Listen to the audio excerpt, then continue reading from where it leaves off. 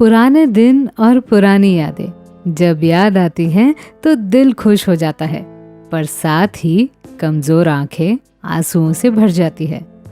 दिन, महीने, साल गुजर गए, पर पुरानी यादें नहीं मिटती। मिटेगी भी कैसे?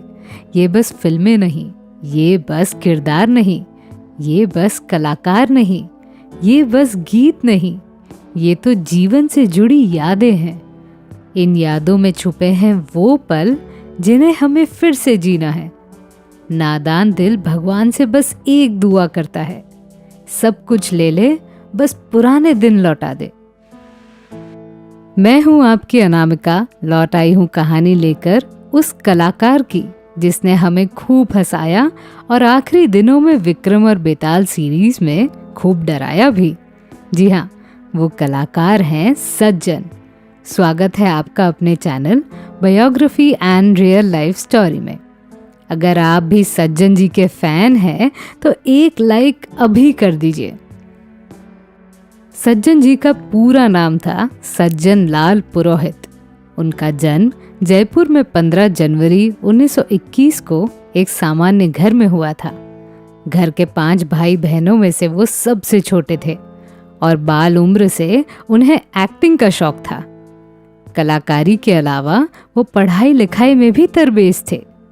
20 साल के उम्र में उन्होंने जोधपुर के जसवंत कॉलेज से डिग्री और पेशवर वकील बनने के लिए कलकत्ता पहुंच गए।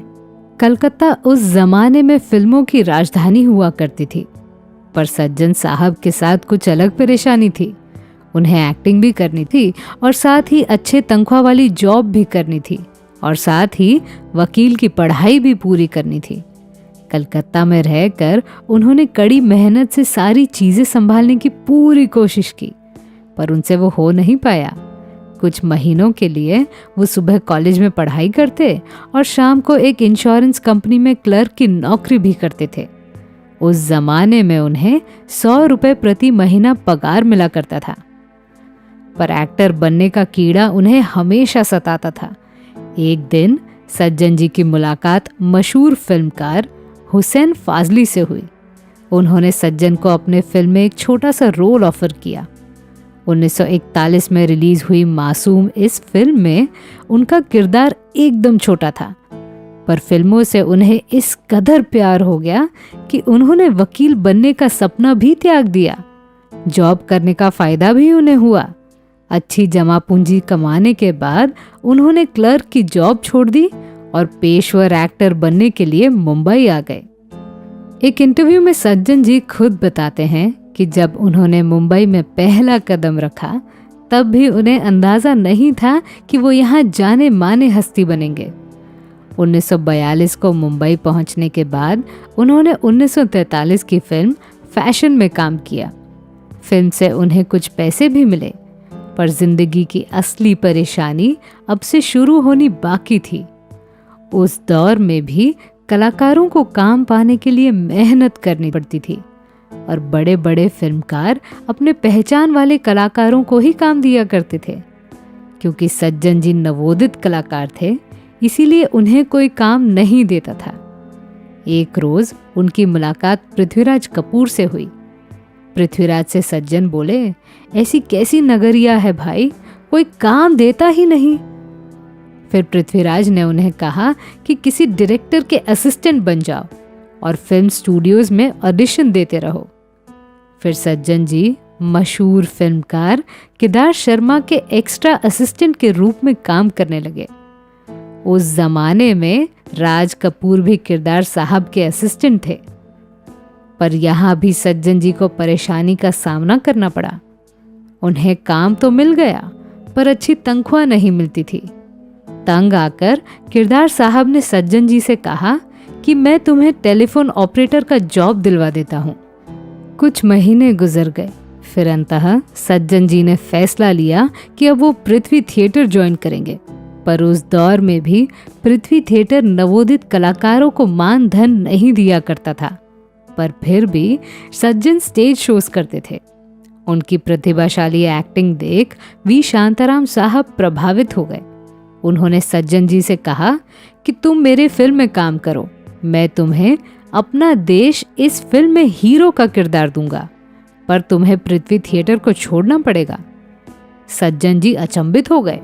हीरो बनने की बात से वो खुश तो थे, पर पृथ्वी थिएटर छोड़ देने की बात से वो नाराज हो गए।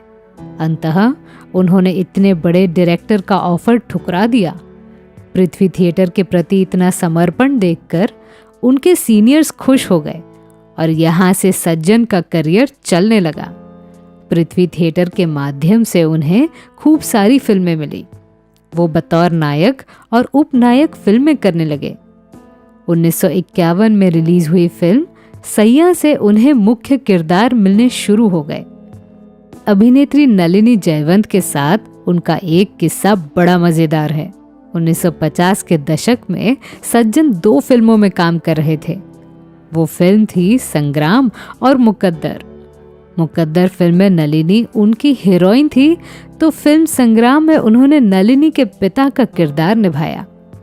पहले दिन सज्जन नलिनी के पिता बनते थे, तो दूसरे दिन पति का किरदार निभाते थे। 50 और 60 के दशक में सज्जन बड़े कलाकार के रूप में चमके। सैया, रेल का डिब्बा, बहाना, शीशा, मालकिन, निर्मोही, कस्तूरी, मेहमान, लगान, गर्ल स्कूल, परिधान, 2 दुल्हे, घर घर में दिवाली, पूनम, हल्ला गुल्ला, इन सभी फिल्मों में वो मुख्य किरदार में थे। बतौर हीरो उनकी आखिरी फिल्म थी काबुलीवाला। 150 से भी अधिक फिल्मों में काम करने वाले सज्जन जी की आखिरी फिल्म शत्रु 1986 में रिलीज हुई थी। 1985 में रामानंद सागर जी ने उन्हें अपने चर्चित टीवी सीरीज विक्रम और बेताल में बेताल का किरदार दिया।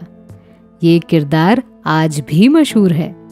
सज्जन जी ने फिल्म जगत को इतनी फिल्में दी, 4 दशक तक यहाँ काम करते रहे, पर आज भी उनकी पहचान रामानंद सागर की विक्रम और बेताल से जुड़ी हुई है। 90 के दशक में जन्मे लोग सज्जन जी को इसीलिए याद करते हैं क्योंकि उन्होंने बेताल का किरदार निभाया था, पर 50 के दशक में जन्मे लोग सज्जन जी को उनके दौर के हीरो के रूप में याद करते हैं।